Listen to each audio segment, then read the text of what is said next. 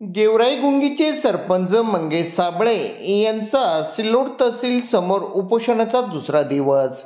आज दिनांक 30 सप्टेंबर दुपारी 3 वाजता माध्यमांना मिळालेली माहिती अशी की सिल्लोड तहसील समोर मंगेश साबळे सरपंच गेवराई गुंगी यांनी आपले आमरण उपोषण सुरू केले आहे। त्यांनी मागणी केली आहे की सिल्लोड तालुक्यातील शेतकऱ्यांच्या झालेल्या नुकसानाची जोपर्यंत शासन पंचनामे करून नुकसान भरपाई देत नाही व तसेच कर्जमाफी देत नाही तोपर्यंत त्यांचे उपोषण संपणार नाही, तोपर्यंत त्यांचे उपोषण सुरूच राहणार। मात्र त्यांची समजूत काढण्यासाठी सिल्लोड तहसीलदार सतीश सोनी यांनी त्यांची भेट घेत सदरील उपोषण संपवण्याचा त्यांना विनंती केली। मात्र मंगेश साबळे हे आपल्या उपोषणावर ठाम असून त्यांनी सतीश सोनी यांच्या चर्चेला कोणताही प्रतिसाद दिला नाही। यानंतर वडोद बाजार पोलीस स्टेशनचे सहाय्यक पोलीस निरीक्षक सुनील इंगळे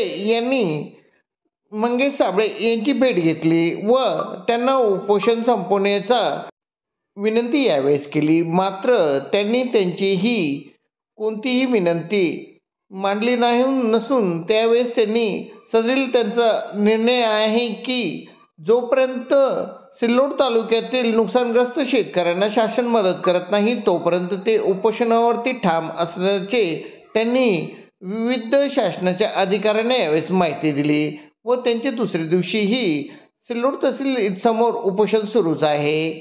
मात्र विविध शेतकऱ्यांनी या उपोषणांना पाठिंबा देत विविध पक्षाच्या पदाधिकाऱ्यांनी त्यांच्या उपोषणाला पाठिंबा दिला आहे।